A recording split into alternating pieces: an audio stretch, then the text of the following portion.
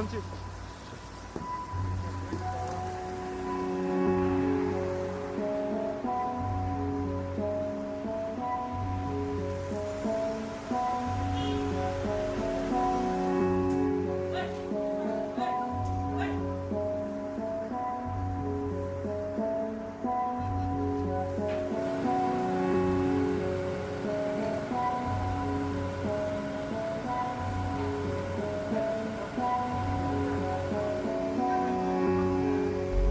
Had influenza, they would be positive for But only if they were tested. So if they weren't tested, we don't know what they had. Correct. Okay. And if somebody dies from influenza, are we doing post-mortem testing to see whether it was influenza or whether it was COVID-19?